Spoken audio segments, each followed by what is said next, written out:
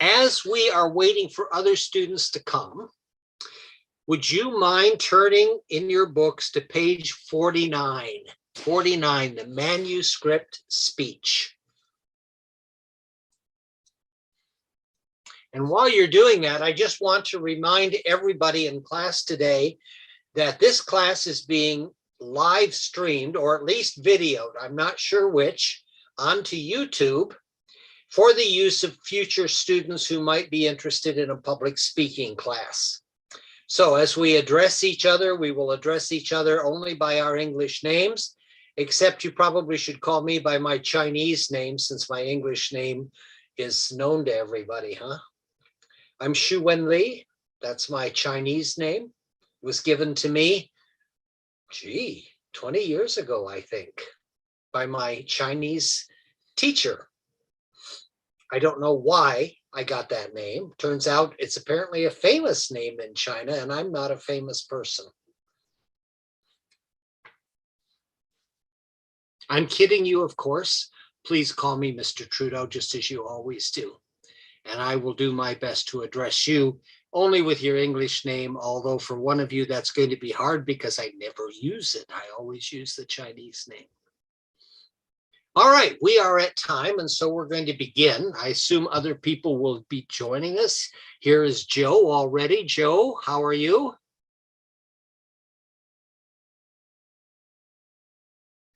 Joe, how are you? Good. All right, I'm glad to hear that. And there is somebody here that I don't know at all. Who is Martha? Martha, that's got to be Julia. Is that Julia? Yeah. Sorry. The name, this is I used this name for another me, and I forgot to change it. So it's just fine. You can rename if you want to on Zoom, or you can stay Martha, and whatever happens. Okay, I may be calling you Martha for the day.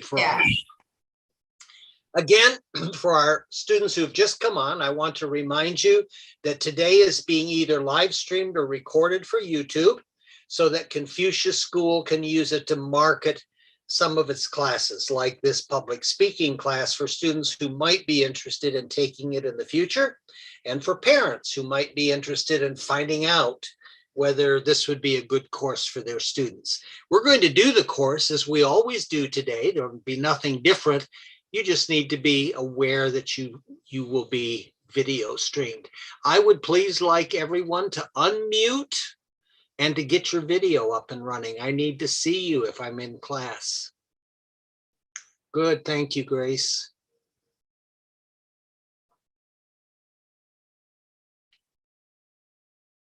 There we go.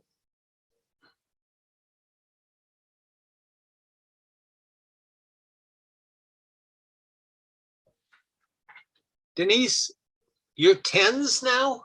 Have we just changed? My goodness, I'm going to have so much trouble figuring out people's names today. I can just tell already. Lucy, hi, I see that you're connecting, and that should get us ready to start for the day. Yes, hello. Okay. Well, we're going to start out today with a little teaching, and then we'll go into the speeches that I have sent to you for Manuscript Speeches. But I wanted to share with you a little bit about why we're doing this kind of a strange technique called the Manuscript Speech. If anything has been typical of this class, it has been that you write your own speech and you use little note cards to remember what you're going to say. And so this is a bit of a change, this manuscript speaking. And I wanted to discuss a little bit about why we're doing it, what it's used for, and then how we're going to use it in assignments. And then, of course, our next big speech is the humorous speech, or the entertainment speech. And we'll talk about that a little bit. Those speeches will begin next week. I was not able to find a sample speech. I had planned to show a sample speech today, but partly because we're going to be on YouTube and I don't know what the copyright limits are for speeches, and partly because I just didn't find one I really liked, I'm not going to show you a sample speech today, but I will send you one. I'll send you a link to one that you can see, and maybe a couple of them. And then we're going to do the speeches that we're going to plan for today, the manuscript speeches from the short humorous stories that I've sent out to each of you. And we'll talk a little bit about that. All right, first of all, what is the manuscript speech? Denise and Grace, you came in early, and so I had you look at it on page 40, 41, 49 of your text. What do we mean when we say a manuscript speech? What is a manuscript speech, and how is it different than other public speaking? Have pieces of paper that they can hold in front of them and use as a manuscript. They have a thing called a teleprompter out there, which is kind of a monitor, a strange kind of monitor. And so they can be looking at the camera and their speech will show right up behind that camera so that they can read it, and people still think they're looking at them, but they aren't. They're reading the teleprompter. All right, let me share with you that for about 25 years, doing a major speech, half an hour to an hour, every week was a part of my job. It's one of the things I had to do.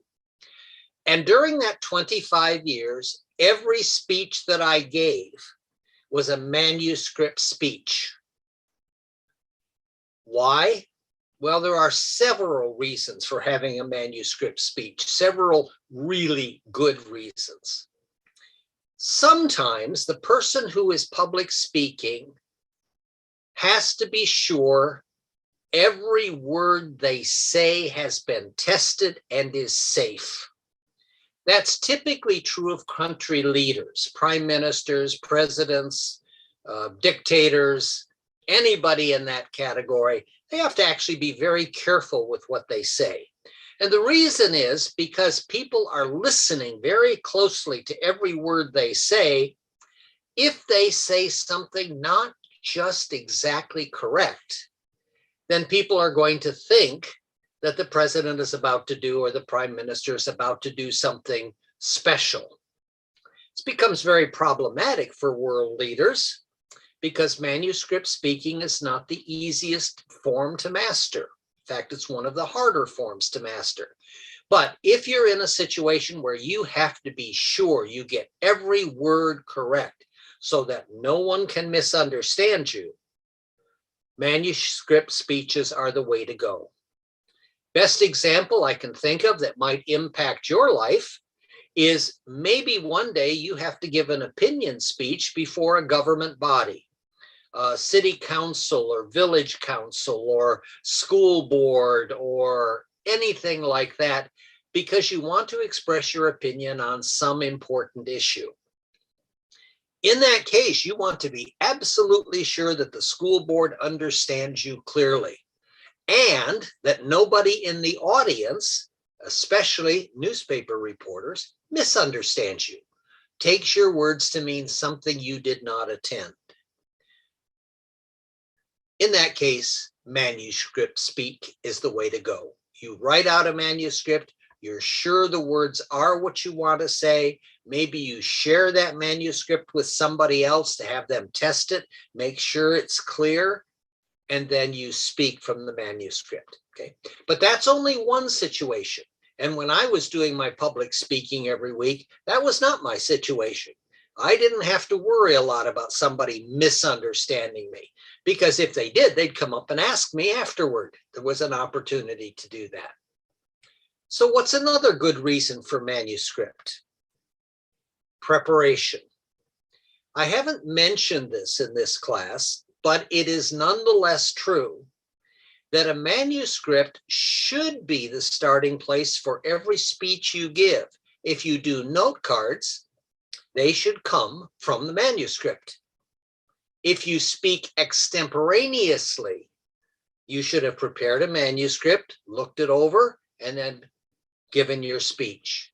So manuscripts are excellent ways. There probably is none better to prove that you have prepared your speech carefully. You've thought ahead of time about what you want to say and what you want to communicate. And that was the case for me doing regular public speaking. I didn't want certain things to happen. Public speakers often have a tradition of saying the same thing week after week, time after time, and just putting it in different words. And I've known teachers like that. I go to class in one of my history classes in college, and I'd get the same lecture from the same teacher a second day. Why? Well, because he forgot what he said the day before, and he wanted to be sure he covered it.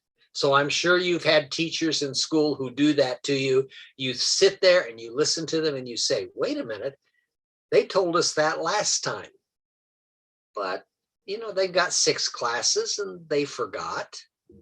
So to be really sure that you have prepared carefully, you know what you're going to say, you write a manuscript. Third reason for manuscripts. If you write a manuscript, you are guaranteed to have done the 2 things that every public speaker should do for every public speaking engagement. And that is prepare carefully an introduction and a conclusion. You'll notice your textbooks, and one of the things I've stressed in class is to say, for every speech, use note cards, but write out your introduction and conclusion and memorize them so that you get them the way you want them. Well, if you do a manuscript speech, you've got to write out the introduction and the conclusion. It's part of the assignment. And so manuscript speaking is really an important skill, and it's one that we're going to learn and use in this class, but not in the way that we've learned other speeches. I'm not going to give you an assignment to do a manuscript speech for about 3 more speaking exercises. We're going to get through the humorous speech. We have another speech we're going to give, and then will come the manuscript speech that you're going to write. Before that, we're going to practice what it means to give a manuscript speech. So today, what you're going to do is you've been given a manuscript, you've been given a story to share, and you're going to read that online as if it were a speech you were giving. You are not to be readers here. You are to be speakers, but telling the story that I sent to you. These are funny little stories. They come from a very famous American author, lived in Ohio, as a matter of fact, and wrote a lot of different things, plays, dramas, serious articles, newspaper articles.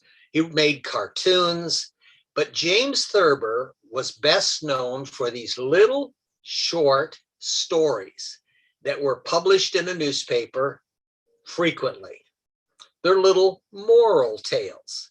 And by that, I mean he tells a story, and then in one line, as a joke, he tells us what we should learn from that story. That's an old writing technique, comes from Aesop's fables in Greece 2,000 years ago, where people use stories to teach boys, girls, other men, women, what were the appropriate ways to live a life. And they were called moral tales. And he used that model to tell funny stories. So that's what we're going to do first. And all of this exercise, the only purpose for it is to get you to work from a manuscript in your speaking, to put something in front of your eyes, and you have to replicate. You have to give what you're reading as if it were a speak. So they're short. You should be able to, if you've even looked at it once, to be able to speak most of that story almost from memory, not memorizing the manuscript, but kind of remembering what comes next in this order of story. And so I want you to focus on eye contact to us, and I want you to tell that story as if it were inside of you, coming out, not on the page. So that's the first manuscript that we'll do. Then we're going to do our big humorous speech, the speeches that are designed to entertain. And that can be just a typical speech, the way you've done it. You write note cards, write out an introduction, a conclusion, you'll give the speech, it'll be evaluated, and we'll move on. After that speech, after the humorous speech, in about 3 weeks, you're going to get another manuscript. But the next manuscript is not going to be a short little story. that's easy to remember. It's going to be a longer speech. It will probably be a speech that is so famous, people have written it down and held on to it, but it will be a serious speech. And you're going to do that as a manuscript speech. And again, eye contact is going to be important. The difference is going to be, this won't be just some little short story that you can remember all the parts of. This is going to be a regular speech, and it's going to have an introduction and a conclusion, and it's going to make points. It's going to have topic headings. And so I want you to get acquainted with that style. Then we're going to go on for another kind of speech. And I'm not going to tell you what that one is. This one's going to be kind of a surprise, and I think will be funny and fun for you to do. But it'll be another big project.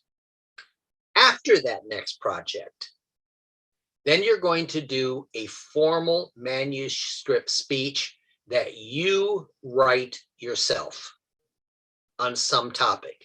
Now, it can be any kind of a speech. It can be a humorous speech. But what I'm going to suggest you do is look at page 49 in your textbook, and there is an outline of instructions for the kind of speech that I would like you to give. So you can look at page 49. Now, please remember, this is about 5 weeks out yet. This is right near the end of our course when you're going to be doing this. But you'll write the speech, you'll make it as a manuscript, and you'll speak from it. So that's the long plan. That's what we're going to do as we finish this class. We'll finish it with the manuscript speech. Couple quick words about manuscript, very quick. Just because you have a manuscript doesn't mean you have to use it. Taking the time to write a manuscript then allows you to make note cards, to make notes, to memorize it. I don't recommend that, by the way. Or just in your mind, you have that speech, you've worked on it so hard, it's in your head, you can just speak it, and the words won't all be exactly the same, but it will be the same speech. And you can do that. Okay. So that's the long-term goal. That's what we're doing for the rest of this class. Any questions? Be sure you look over page 49 over the next few weeks as we go ahead with this model. All right. The humorous speech, the entertainment speech that we're going to give next week. I really wish I could give you a sample speech, and I will, so that you can see what it is. Let me share with you that one thing I know about people is not everybody is funny. Some of you have a good aptitude of making people laugh. I think I would put Julia in that category. She's just a really entertaining student to have in class. Some of the rest of us are a little more serious and we don't laugh as easily. So the key to this next speech is not that you make people laugh. If you can do that, wonderful. But it is that you entertain us in some way. Don't just give us information. Don't argue an opinion. Just say something or do something that will make us entertained for the period of your speech. That's the goal of it. So what are you going to learn in the humorous speech? Well, the thing that I most want you to learn from the humorous speech is how to control your audience. There's lots of parts of public speaking. There's the preparation of the speech. There's knowing what you want to say. There's diction, mouthing the words correctly so that you can be understood. There's grammar. There's volume. There's all of those other things that we talked about. But an important part of public speaking is controlling your audience. Now, by controlling, I don't mean hitting them over the head with a hammer. That's not what we're about in this class. But if you're trying to share your opinion, you want people to listen. And you need to speak in such a way that people will listen to you. Don't turn them off at the very beginning. If you're doing an argument speech, well, you certainly don't want them mad at you at the beginning. You want to make the argument in a way that will change their mind. And so you have to think, what will change somebody's mind on this issue? If you are giving an information speech, you have to think about, what does the audience know? We've already talked about this. What does the audience know? What do they already understand? And what do you need to say to give them that extra piece of information so that they will either understand or do a project correctly if you're giving instructions? So the purpose of the entertainment speech is for you to understand and in some sense control your audience so that they are entertained or that they are laughing. That's the goal of this assignment, paying attention to your audience. Any questions about that assignment? That will begin next week. And I'll say a little bit more about that if we have time at the end of this class. If we don't, you'll get some email from me. If you don't get email from me, we'll take a little beginning of next week to do it. So let's go ahead and do our short speeches by James Thurber, this wonderful American humorist. And I decided what I was going to do is I've written everybody's name down on this little pad of paper. Each person has a sheet. And so I'm going to tear these sheets off. 1, 2, 3, 4, and 5. Okay, so I've got them turned over and I'm messing them around a little bit so I don't know whose name is here. What I'm going to do is pull a piece of paper, and that's the person who will give us their first manuscript speech. For the manuscript speech, I've asked that you print out the story that I sent you. I hope you did that. And I would expect that you would hold it in your hand in some place where we can see it, certainly where you can see it, so that you can refer to it. But remember, the point is eye contact. Denise, you have a question? In place of printing, can we have it open on another device? Sure. If that's easier for you, you may have it open on another device. In my experience, it's a little harder to read a manuscript that way, but if that works for you, Denise, you go right ahead for this assignment. Yes, Lucy, you have a question. I actually don't have a printer, so I wasn't able to print it, though I do have it on a Google Doc. Works fine. All right. You can change font size and make things double spaced in Google Docs to make it easier to read. That's fine. As I say, it's a little harder if you're working at a light source to read it, but it's fine for this assignment. Lucy, tell me, can you get access to a printer later on for another assignment? I can try, yeah.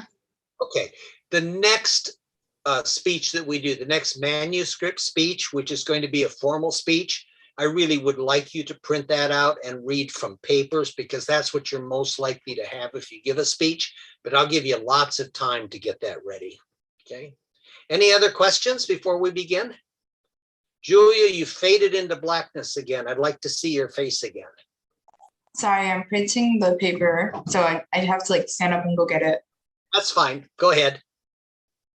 I'll wait for you to get back just in case yours happens to be the first name I picked out. This is because now I don't know whose name is under each of these pieces of paper. I've forgotten. Any other questions? Have any of you read anything by James Thurber in your school, in your public school? Is this new to you? Okay. Joe, you first and then Lucy second. The document is downstairs, so can I go get it? Oh, no, I think you should have it passed up through the floor. Of course you could go get it. Absolutely. It'd be terrible for a teacher to say, oh, it's printed, good, you can't have it. Lucy, question? I just wanted to ask, I just realized that it's live on YouTube. Can they see us? I have no idea. I have no idea in the world. I didn't set this up. Confucius School set it up. Confucius, we've had a question about who can see us. Can you answer the question, anybody? The YouTube viewers cannot see the students. They Okay, can see only the teacher. all right. Did you get that? Can't see the students, see only the teacher. Even when we talk? No, when you talk, we cannot see you. All right. Thank you. All right, You're welcome. good question. And I didn't know the answer to that. So thank you very much. Can they hear the students as they speak? Yes, we can hear the students. Okay, We can hear both the teacher and the students. okay. All right. Shall we see who's first? Everybody ready? Joe, you're back with your manuscript? Yep. Denise, it is you. Denise, your story is The Moth and the Star. This is one of my favorite Thurber stories, by the way. So, would you stand up, look at the camera so that you're looking at us, and give us a manuscript speech about the moth and the star?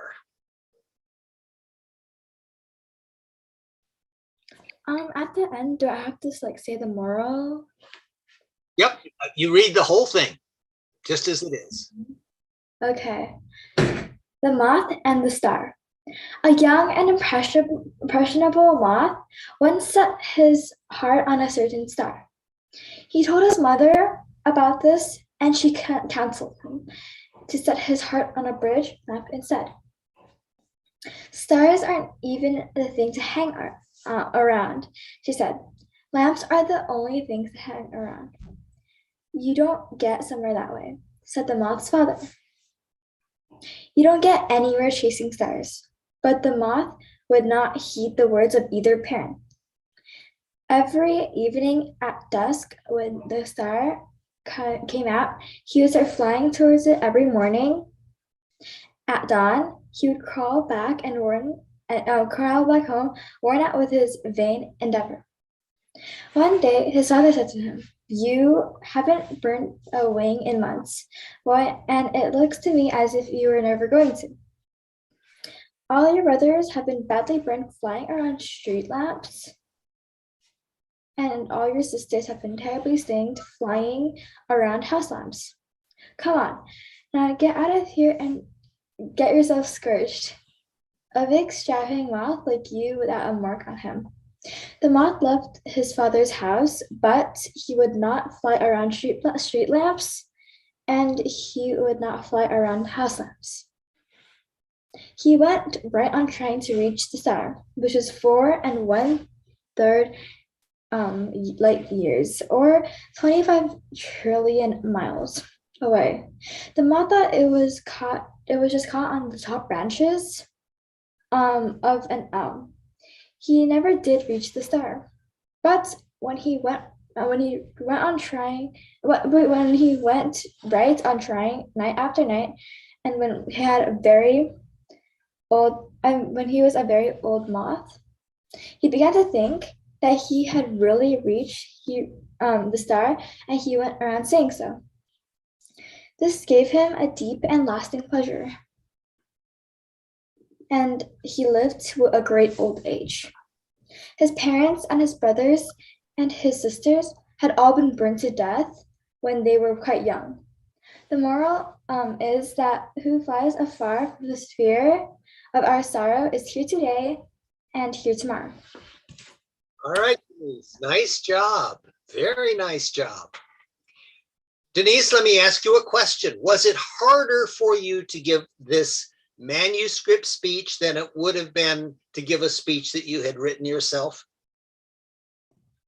Yeah, because it was like written already, and you couldn't improvise because it has to be everything that is like written. Okay. So how, as a speaker, as a public speaker, how did it make your speaking different? I felt like kind of stiff because I was unable to expand and give my own details because it's like already a story and you have to like follow and oblige by every word written down.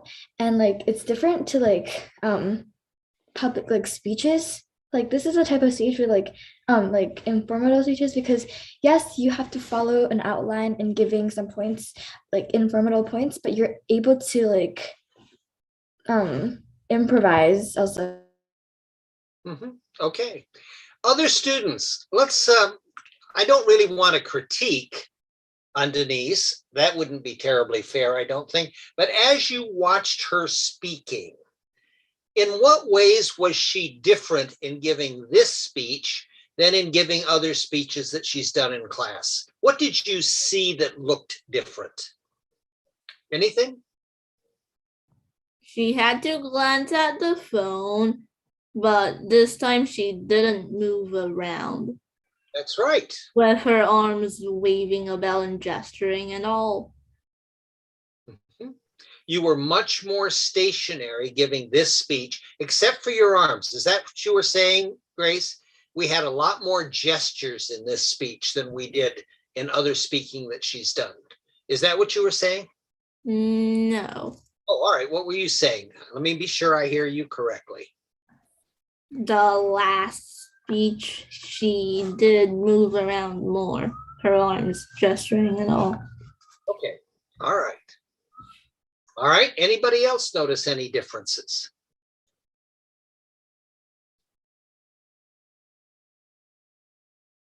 Okay. Just for me to comment, I kind of disagreed with Grace, I think. I was interested in how much more you used your hands in gesturing in this speech than in the speeches that you've given before, where you tended to use your whole body in gesturing. So from a public speaking standpoint, this is a stronger speech because we don't get distracted with all the moving around. There's a kind of a central focus where we can look at as you're speaking. And that, to me, I think is helpful. One of the things that I noticed is because you had the phone in your hand, you only had one hand left to gesture with. And that was probably a little awkward, but not bad. Very nice job. She was also less energetic. You think she was less energetic? Maybe. She talked less fast. Yes, decidedly talk less fast. Absolutely true. Okay. All right. Shall we see who our next person is? Joe, it is you, sir. He's going to share us about rabbits who caused all the trouble. Joe, stand up.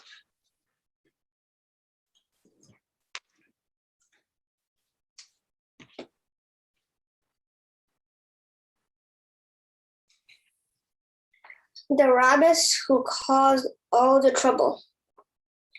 Within the memory of the youngest child, there was a family of rabbits who lived near a pack of wolves.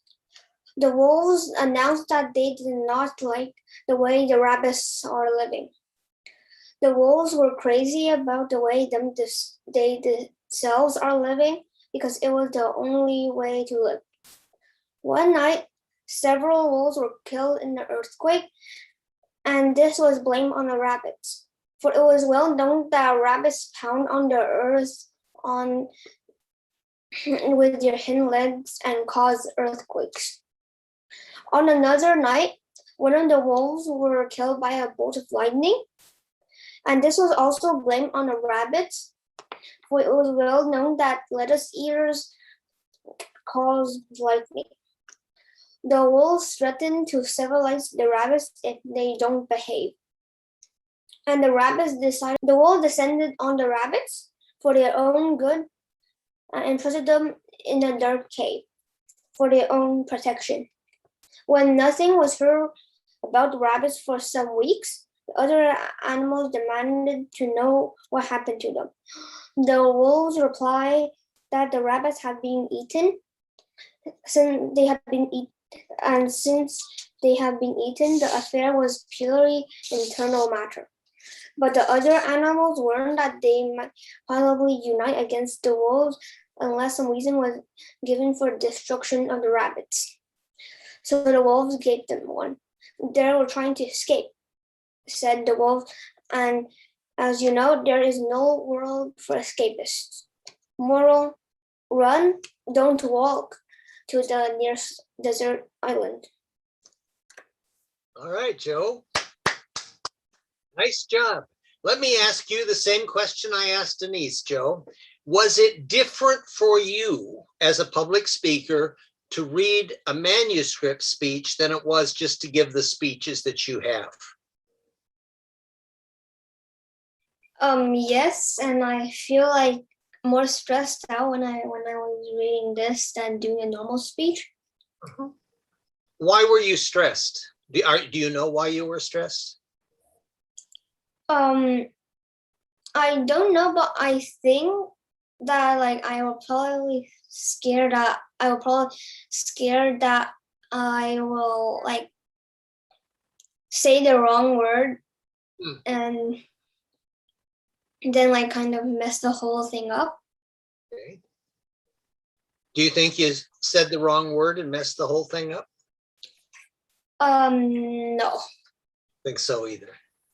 All right, classmates, how was Joe's delivery of this speech different from the way Joe has given other public speeches in class? Anything stand out for you about how Joe as a public speaker was different this time? I feel like it was more focused, and like it's because in different the previous speeches he was kind of moving around looking like at the side or things like that, but this time his posture was straight at the camera. So yeah, I feel like it was just more focused in that way. Okay, the word I didn't hear was focused. Now I understand. Yes, I absolutely agree. Joe, often when you do your public speaking, you look around the room, you wander around the room. This time there was focus. You made wonderful eye contact with us in class, and you stood in one place as you gave your speech. This was a much more professional speech in style than any that I've seen before. I agree. Right on target, Lucy. How about the rest of you? What did you see in Joe that was different this time from the other speeches that he's made?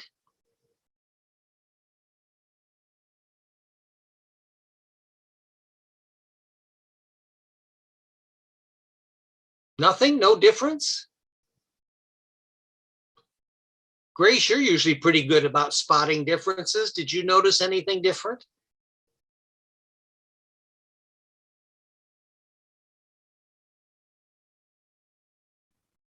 He can't hesitate. Say again. He can't hesitate. Say more about that. Yes, I agree. What specifically did you see that was different this time? Because he has the whole thing written out in front of him. Like maybe occasionally he would glance down, but otherwise he can't he can't think about what he's saying because it's already written in front of him. Normally in speeches, he might have to take some time to think about it. That's exactly on target. Very good observation, Grace. Joe, often when you speak, and most of us when we speak by note cards, if we can't remember what comes next, we get these long pauses, sometimes looking around the room, trying to think about what you're going to say next. None of that happened in this speech. There were no long pauses. There were no thinking about what you were going to say. It was all there and you did it. And I want to add a little bit about the conclusion. For everybody, how did Joe's speech this time differ in its conclusion and how it ended? Anybody notice anything?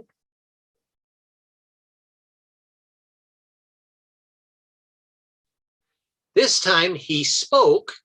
When he got to the end, he finished. Frequently, and this is true for many of us in the class, when we're doing from note cards, we get to the end and it's like, how do I want to end this thing? How am I going to end it? How am I going to end it? There's long pauses, there's groping for ideas, and then there's some kind of an ending tagged on like, thank you for listening or something. None of that happened. When he was done, he finished. And that's a mark of a really good public speaking experience. Joe, you did an excellent job with this. Thank you. I very much appreciate the eye contact. You maintained eye contact with us in class well over 50% of the speech. Really outstandingly well done. I have public speaking class on my phone. Why did that come on? I have no idea. Okay. Any questions? Shall we move on to number 3? Okay, here we go. Lucy.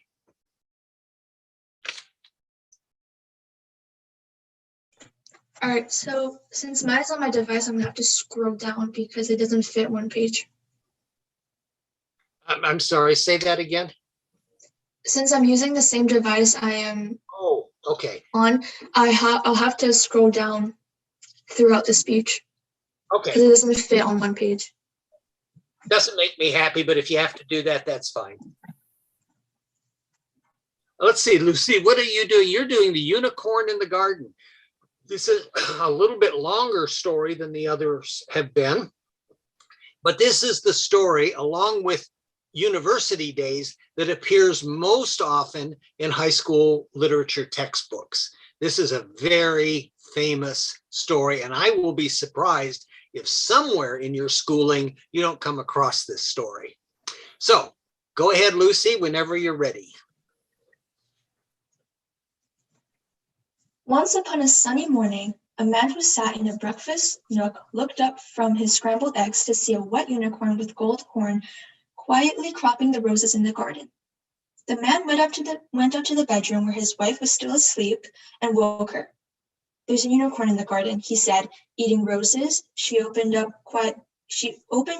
unfriendly eye and looked at him. "The unicorn is a mythical beast," she said, and turned her back on him. The man walked slowly downstairs and out into the garden. The unicorn was still there. He was now browsing among the tulips. "Here, unicorn," said the man, and he pulled up a lily and gave it to him. The unicorn ate it gravely. With a high heart because there was a unicorn in his garden, the man went upstairs and browsed his wife again. "The unicorn," he said, "ate a lily." His wife sat up in a bed and looked at him coldly. "You are a booby," she said, "and I'm going to have to put you in the booby hatch." The man, who had never liked the word booby and booby hatch, and who liked them even less on a shining morning when there was a unicorn in the garden, though for a moment. "We'll see about that," he said. He walked over to the door. "He has a golden horn in the middle of his forehead," he told her. Then he went back to the garden to watch the unicorn. But the unicorn had gone away.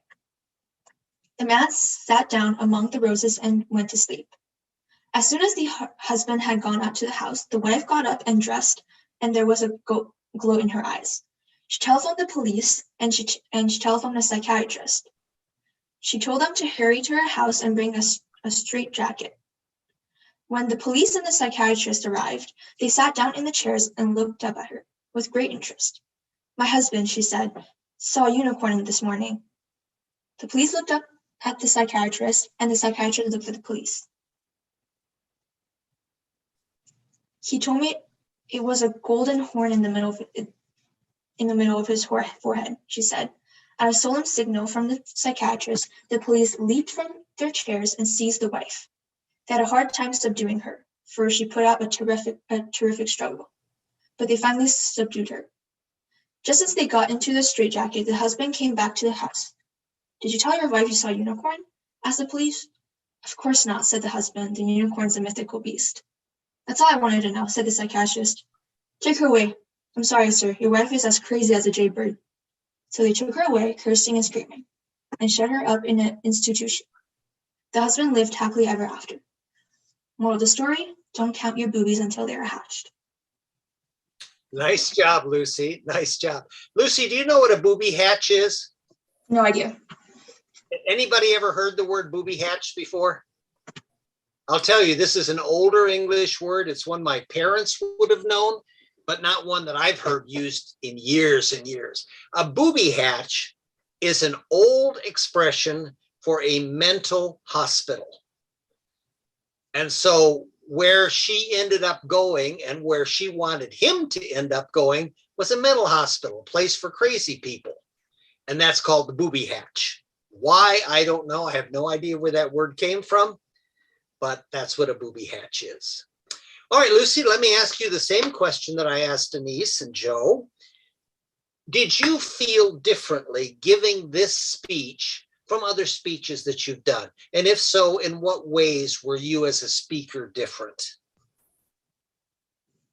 I'd say it has its good and bad sides, I guess. I think when you create your own speech, you obviously know the words because you created your own with your proper words.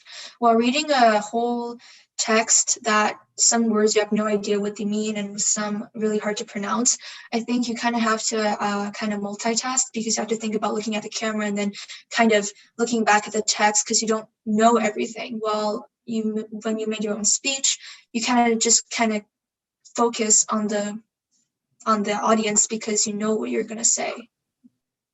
Okay. Did you feel different that way as you read this speech? Yeah. So you felt less in touch with the audience, would you say? I said it was a harder task than making your own speech. What was interesting to me, this is in response to what you said, there were certainly a lot of words in this story that would not have been familiar to you, like booby hatch. I assume you do know what a unicorn is. Yeah. But booby hatch being one example, or the expression at the end, don't count your boobies until they're hatched, which is a play on that, don't count your chickens until they're hatched. So I knew you didn't know that, but you pronounced it exactly right. What's interesting to me is that the foreign words, the unusual words in this speech, you got exactly correct. Had you created the words, even if you didn't know how to pronounce them, you would have pronounced them incorrectly. You'd have pronounced them based on habit. But here, finding a word you didn't know, you were very careful to pronounce it very clearly and very well. So that's one thing that kind of stood out for me. All right, other classmates, how did you see Lucy giving this speech differently than other speeches we've seen her give?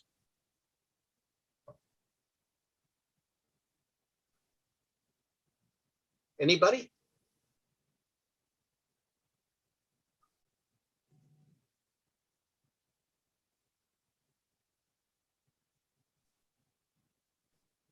Nobody has any observations about it's different? I wish I could show you some of the early ones. As for the first two speakers, Lucy, you're a very animated speaker traditionally. You're animated both vocally, that means your voice changes, gets louder, gets softer, but also you're animated physically. You move around, you give us expressions on your face. In this speech, all of that movement was less pronounced. Your body moved less. You had fewer facial expressions than I'm used to seeing in you when you give a public speech. And your physical movement around the room was also less. I don't think it was bad. It was just less. And so I would be inclined to say this was more of a formal speech than what I've seen you give. Although your video, the video that you did of skating, had some of that same character. The more restricted movement, the less common facial expressions, but you were on ice and you were demonstrating things. And at the time, I thought that was probably part of it. But that's a strength of speaking, not to let yourself get carried away in what you do. Any other comments about Lucy? Oh, and you spoke slower. You spoke nice and slow for the demonstration speech, but the other speeches have tended to be a little faster. This one was slow, measured, and delivered very, very well. Unfortunately, because of the angle of your monitor, I couldn't see eye contact. You were kind of looking down at the camera and the monitor, and so I couldn't see your eyes very clearly. So I don't know how the eye contact was. Certainly was nothing that made me think it was off or bad or anything like that. Anybody else have any comments? No? All right, 2 to go. Let's see who my next card is going to be. I'm waiting to see if I can surprise somebody. Julia, you're up. Julia is going to do for us The Little Girl and the Wolf. Julia, do you know the story of Red Riding Hood? Little Red Riding Hood? Yeah. How about the rest of the class? Do you all know the fairy tale Little Red Riding Hood?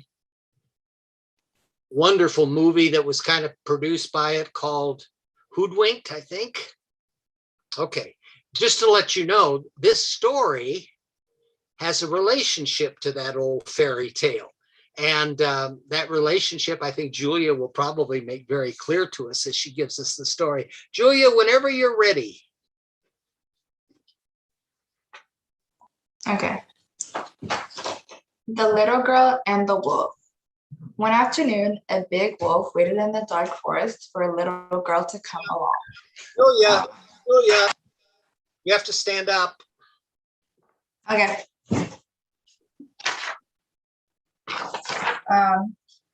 One afternoon, a big wolf waited in a dark forest for a little girl to come along, carrying a basket of food to her grandmother. Finally, a little girl did come along. She was carrying a basket of food. "Are you carrying that basket to your mother, grandmother?" asked the wolf. The little girl said yes. She was. So the wolf asked her where her grandmother lived, and the little girl told him, and he disappeared into the woods. When the little girl opened the door of her grandmother's house, she saw that there was somebody in a bed with a nightcap and a nightgown on. She had approached no nearer than 25 feet from the bed when she saw that it was not her grandmother, but the wolf. Not even in a nightcap, a wolf does not look any more like your grandmother than the Metro Goldwyn lion looks like Calvin Coolidge. So the little girl took an automatic out of her basket and shot the wolf dead. Moral: it is not so easy to fool little girls nowadays as it used to be. Okay, good, Julia. Is that true? Is it harder to fool little girls today than it used to be? Yeah. Maybe. Julia, as a public speaker, how was this speech different for you from the other speeches that you've done in class? I would say that it felt a bit less natural because you like Denny said, you can't really improvise. It's not like you memorize or learn about it, but I think it was a bit easier because you just had to read off a script, so you weren't really distracted trying to remember or try to improvise what to say. Okay. So how did that affect you as the speaker? What seemed really different for you? It was just what seemed different is just that I was less prepared, and it was just kind of easier. Yeah. It was easier, did you say? Yeah. You have to say more, because I wasn't hearing what you were telling me leading it to being easier. I was hearing it leading to being more difficult. What way was it easier?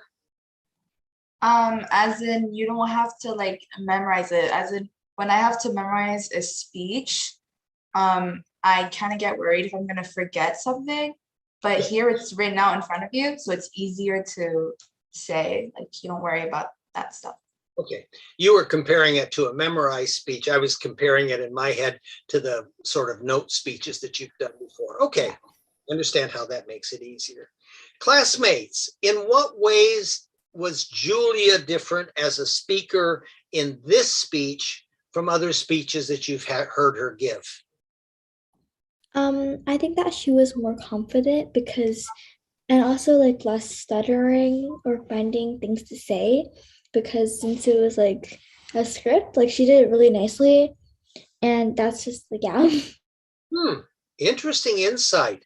Denise, can you turn on your video for us again, please? All right, interesting observation. And I think I agree with you. I think that's true. How about other classmates, Joe or Grace? Joe or Grace, we haven't heard anything from you. What do you think about Julia in this speech? In what ways did she present differently than she has for other speeches? She can't fiddle. Say more. She can't fiddle with things. Did she fiddle with things? She can't fiddle with things. Okay, all right. For all of you, just as a side note, as an English teacher, in English, the words can and can't are very close in pronunciation. And that's especially true for Asian speakers of English, because Asian speakers of English often leave off that last consonant, that plosive, we would call it. All of those, they tend to get left off because they don't exist in most Asian languages. So for a speaker, it's really hard to distinguish between can and can't. And here's the trick. If you say can, C-A-N, most English listeners will hear that as can't, C-A-N apostrophe T. Why? Because most English speakers pronounce can as kin. Kin, I can go, K-I-N. It's not a correct pronunciation, but it's what most English speakers say. Oh, I can do that. So when we hear very clearly the word can, our assumption is that you're saying can't. So, little trick of the trade, if you want to be clearly understood, if you mean can, C-A-N, say kin, I can. And if you mean can't, meaning cannot, then say very clearly can't. Okay, so little trick. Grace, just a comment, I couldn't understand whether it was can or can't, but you're correct. Can't fiddle. And Julia is a fiddler. She often fiddles with her hair, or she'll fiddle with cards in her hand, or sometimes with beautiful graphics that appear on screen. Couldn't do that this time. And so we ended up with a much more formal speech. Joe, comment from you. What did you think? How was Julia different this time?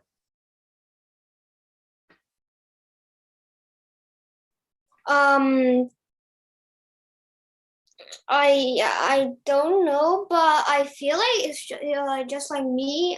I feel like she's a little bit more stressed. And like, or I don't know, but I feel like she like wants to be sure, so she looks at the paper most of the like a lot to be sure that she doesn't say the wrong word. I would concur, Joe. Julia, as you were speaking to us, you certainly use that paper much more than you use notes generally. Your eye contact was not bad for us. You did look at us, which is what I really wanted you to do, but you were more dependent on that paper usually. Yep. Any other comments from anybody? Julia, nice job. Nice job.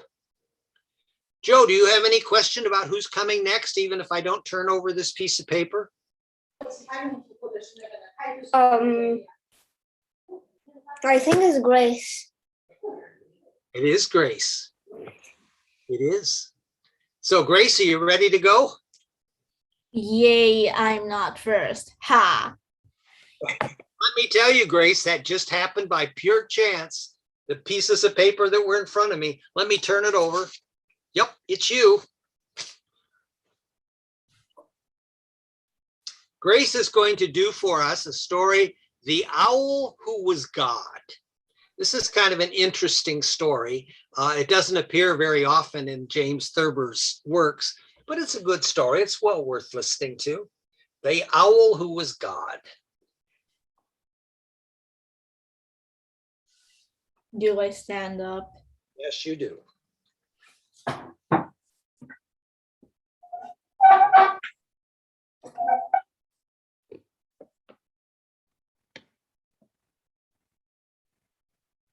The owl who was God.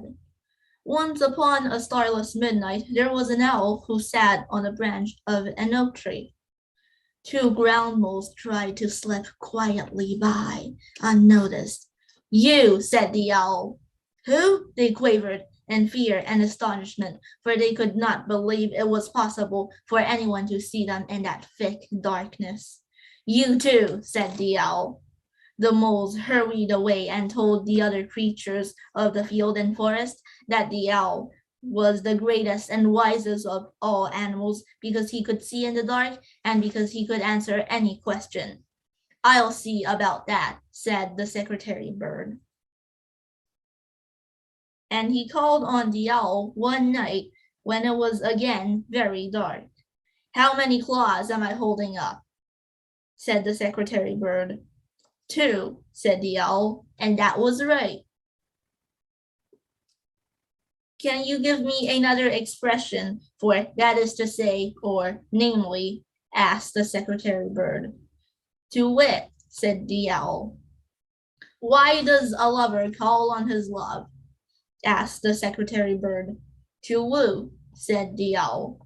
The secretary bird hastened back to the other creatures and reported that the owl was indeed the greatest and wisest animal in the world because he could see in the dark and because he could answer any question. Can he see in the daytime too? Asked the red fox. Yes, echoed a dormouse and a French poodle. Can he see in the daytime too? All the other creatures laughed loudly at the silly question, and they set upon the red fox and his friends and drove them out of the region. Then they sent a messenger to the owl and asked them to be their leader. When the owl appeared among the animals, it was high noon and the sun was shining brightly. He walked very slowly, which gave him an appearance of great dignity, and he peered about him with large staring eyes, which gave him an air of tremendous importance. He's God! Screamed a Plymouth rock hen, and the others took up the cry, He's God! So they followed him wherever he went, and when he began to bump into things, they began to bump into things too. Finally, he came to a concrete highway, and he started up the middle of it, and all the other creatures followed him. Presently, a hawk who was acting as outrider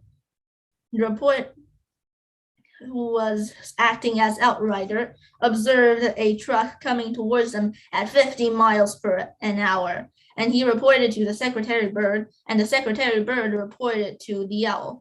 There's danger ahead, said the secretary bird. To wit, said the owl. The secretary bird told him. Aren't you afraid? He asked. Who? Said the owl calmly, for he could not see the truck. He's God! Cried all the creatures again, and they were still crying, He's God! When the truck hit them and ran them down. Some of the animals were merely injured, but most of them, including the owl, were killed. Moral, you can fool too many of the people too much of the time. Grace, how is this speech different for you than your typical speeches? Eye contact. If I was reading something I'd written, it might be easier to make eye contact because I'm the one who created it.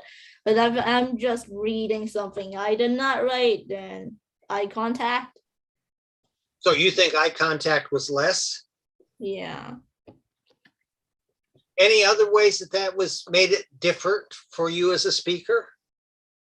I have to keep glancing down at it. Like glancing down every one, two sentences. Okay. Classmates, in what way was Grace's delivery different for this speech from the other speeches that she's done for us? Lucy, all I can see is the very top of your head. Where is your camera? Oh, there you are. Okay. All right. In what ways was this speech different as you watched Grace from other speeches that Grace has given? I feel like that she didn't change a lot. It was like her normal speeches on the other classes, and this time she actually say some words stronger, like he's God, and to sound like that all of the animals are shouting it. Very good observation, Joe. Grace, this is the most expression that I've seen in your voice for any speech that you've given. Joe is right on target here. We had changes in volume. We had changes in the length of pronunciation for certain words. We had changes in the intensity of some words. Really different. Did you not sense that in yourself? Didn't I also use more expression when I did that impromptu speech about winter and Vancouver?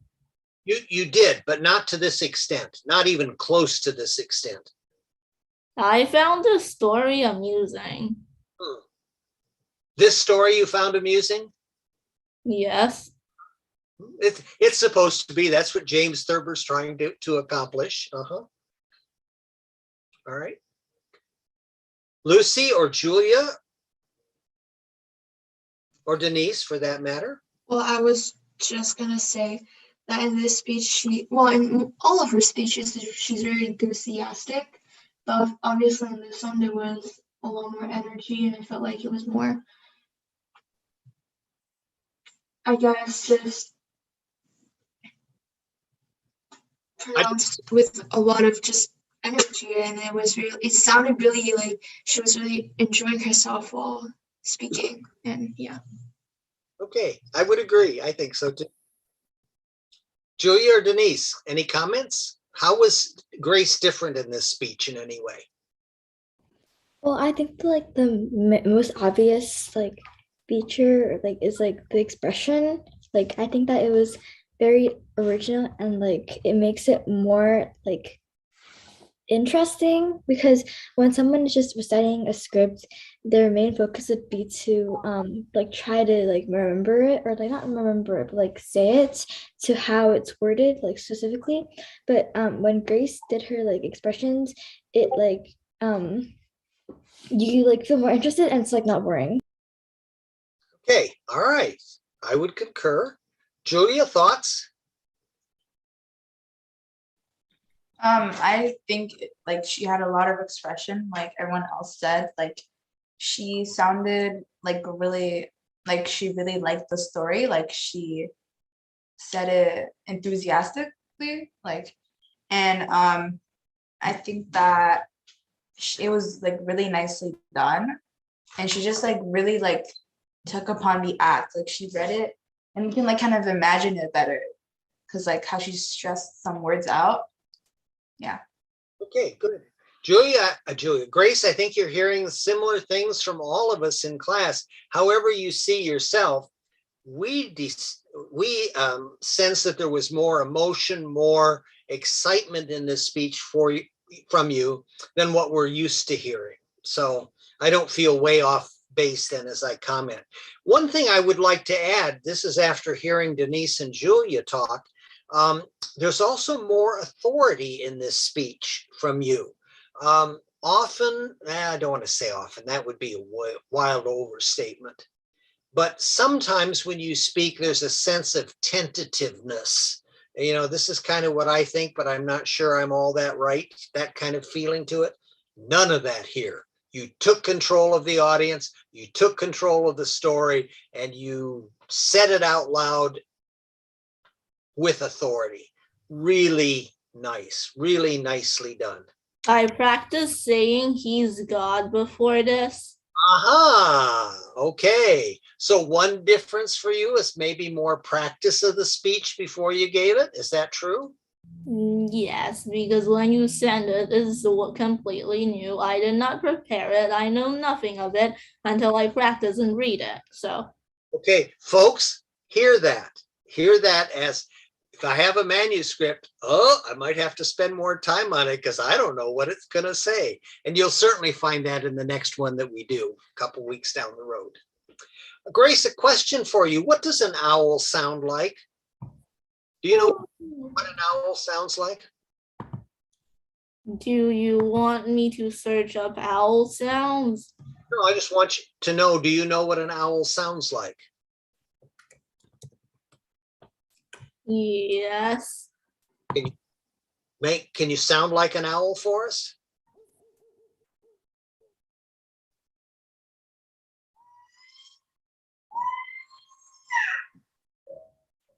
Was that you? No.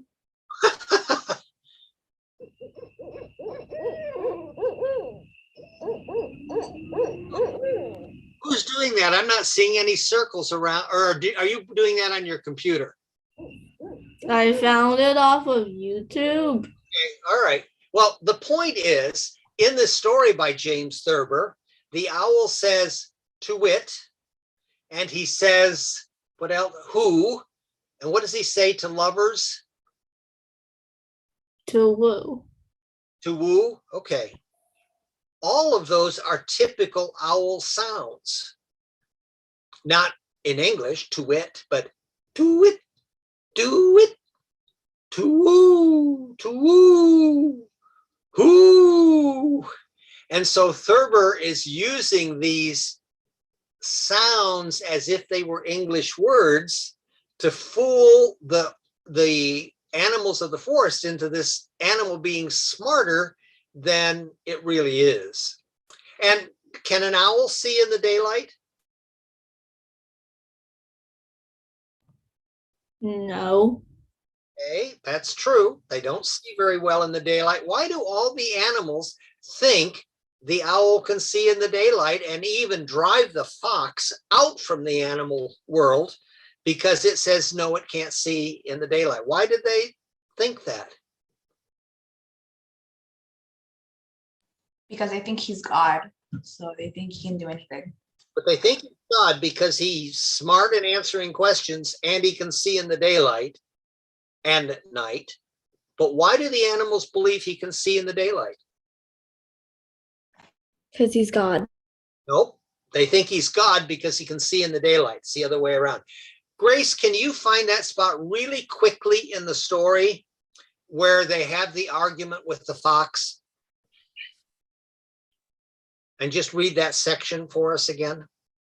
The secretary bird hastened back to the other creatures and reported that the owl was indeed the greatest and wisest animal in the world because he could see in the dark and because he could answer any question. Can he see in the daytime too? Asked the red fox. Yes, echoed the dormouse and the French poodle. Can he see in the daytime too? All the other creatures laughed loudly at this silly question, and they set upon the red fox and his friends and drove them out of the region. Then they sent a messenger to the owl and asked him to be their leader. Okay, excellent. So why do the animals believe the owl can see in the daytime? Because every animal usually can see in the daytime. So they think if he can see in the nighttime, he can obviously see in the daytime. You're exactly right. So the dormouse, and I don't remember who else said if he can see in the daylight, and then everybody, duh, of course he could see in the daylight, everybody can. And so that's where they make their second big mistake. All right, class, really nice job working from manuscripts today. A really, really good presentation from all 5 of you. Outstanding. Oh, United Healthcare, don't worry about that. All right, so good job with manuscript. Let me talk for just a minute about beginning next week, and we're not going to have enough time today for me to get you started, so we probably only do a couple of humorous speeches next week, not for everybody. The point of the speech is to entertain, and I will send you some samples of that. Have any of you decided what you want to do as a humorous speech for next week or entertaining speech? Anybody thought about whether you're going to try to tell jokes and stories, or whether you're going to tell a funny story, or you're going to tell something funny that happened to you, or something funny that's happening to you on screen right now, Julia, or find some other way to entertain? Anybody thought about that? No. I do have a question. What's that? I have a question. Sure. Lucy, ask questions. So for the next week's speech, would it be like acceptable if I have another person here with me? Say a little bit more. What would the other person be doing? They can't give the speech for you. Yes, of course. I just mean them like, I don't know. It's just an idea. I'm just getting it out there. Like if we were able to just use them as, not use them. Like, I don't know how to explain it, but kind of have them there to like demonstrate if you're going to create a story, and you need somebody else there to say dialogue, like tiny lines of dialogue, or just them being there to like showcase some event. Would that be like acceptable? Absolutely would be. Remember, the purpose of this next speech, the reason we're doing the humorous or entertaining speech is I want you to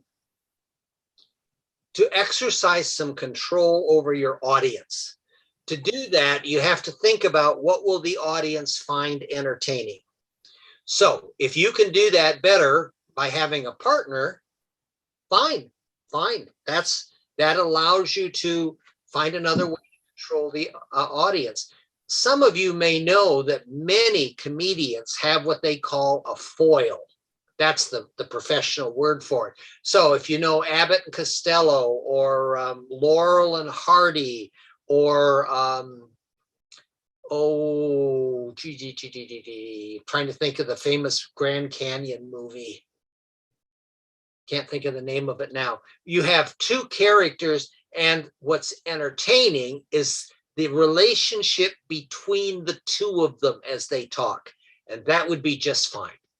Just make sure we, as the audience, know you're the one driving the conversation, not your partner, okay? They should have kind of a secondary role, but absolutely you could include somebody else. All right, any other questions? How long is this speech going to be? 5 to 7 minutes. That is correct, 5 to 7 minutes. I was about to say 25 minutes because nobody was saying anything. 5 to 7 minutes, right? Okay. And I'm going to, Julia, are you asking me a question? I'm not sure what this means. No. Okay, all right. Just trying to stay on top of things here. All right, 5 to 7 minutes.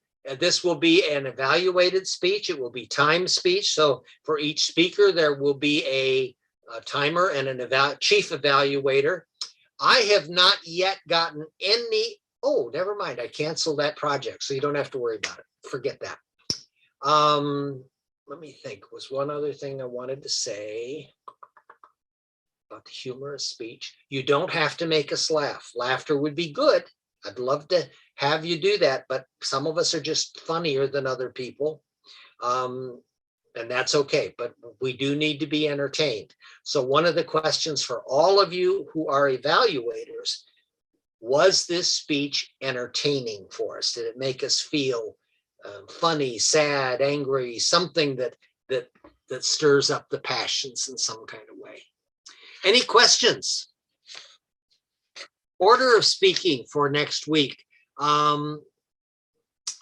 Anybody want to volunteer to be the first one? Anyone want to volunteer to be the fifth one? Okay, we'll figure that out when we get here then next week. Any other questions today? Remember, we're going to continue to work on manuscript speeches, but they won't be week after week. We're not doing that this way. This is a much harder speech to master. And so we're going to take some time. We'll have the humor speeches, and then we'll do a formal manuscript speech, not long. Don't hear me it being really long, but it will be a serious, not a story kind of speech that you'll give. And then we're doing what is going to, I hope, will be a fun, entertaining speech experience for you. And then we'll do the last speech that we do in this class will be a manuscript speech that you write.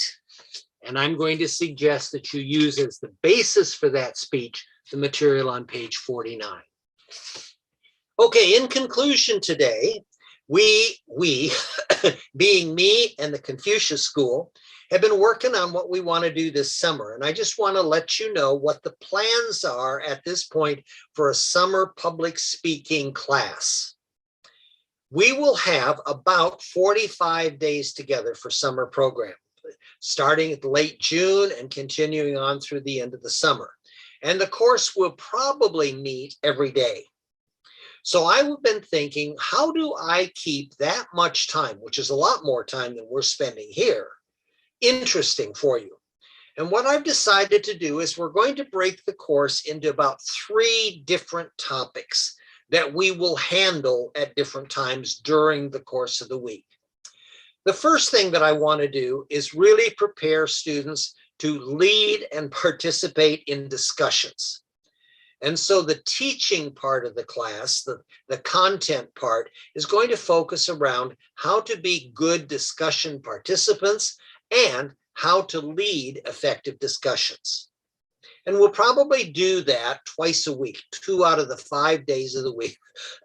We'll focus on leading discussions, participating in discussions, different types of discussions that are available depending on what your need and purpose for that discussion is. Then, unlike this course, we're going to have 1 day a week where we really do focus on enunciation, pronunciation, and diction, clarity of speech. And I will bring back that wonderful instrument so that we work on getting rid of vocalized pauses. We've had fun with this before, I hope. It's supposed to be fun.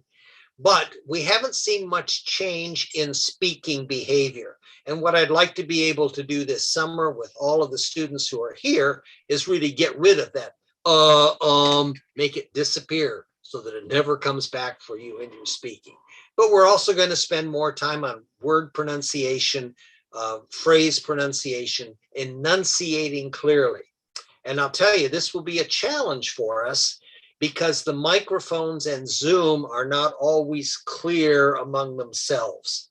So what I may suggest we do is for all of us to have earpieces and microphones so that we're talking into those. We won't do it every week, but on the times when we're working on pronunciation and enunciation, we'll do that.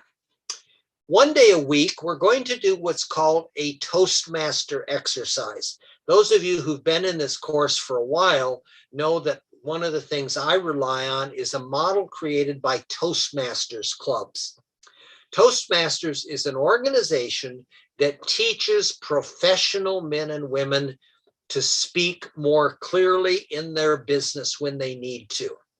So business people have to give reports at board meetings. Business people have to communicate with the public sometimes in advertising. Business people have to know how to talk with other business people and negotiate things.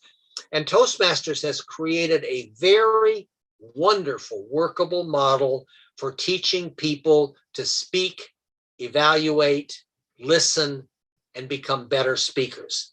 And we're going to 1 day a week, we will have a model Toastmasters meeting, and it will be all student driven. I'm going to be there listening, but students will be in charge of what happens on that day of speech. So that's kind of what the summer is looking like. That'll be the speaking, giving part. We'll work with discussions. We're going to work with pronunciation. I have no idea whether any of you want to sign up for the summer course, but I thought I would share with you what we're doing so that you could make some decisions. A word of warning, because it is summer, because we're really looking at changing skills, changing behavior in students to help them be better public speakers and discussion leaders, there will be homework. I've tried to avoid this for this class, knowing that a lot of you have schoolwork that you also have to do in the summer. If you're participating in the summer, especially for the Toastmasters Day, there will be homework that you will be expected to do and prepare before class, just so you know, just so you know. All right, folks, we are at the end of class today. I'm trying to read what's behind you. Julia, what does it say? Roadlux? What's that word? Roblox. What is it? It's like It's a game. Oh, okay. Would you? It's a game with, it's like a gaming platform, but with like multiple games that people can make. Huh. Julia, would you take time to send me an email link to Roblox so I can learn a little bit about it? There's got to be something on the internet that would explain it to me. So just of course. send me an email link. I'd appreciate that. All right, then. We are done for the day. Thank you for good work. Thank you for wonderful manuscript speaking today. Really outstanding job for all of you. All right, I'll say bye-bye. Bye. Bye. But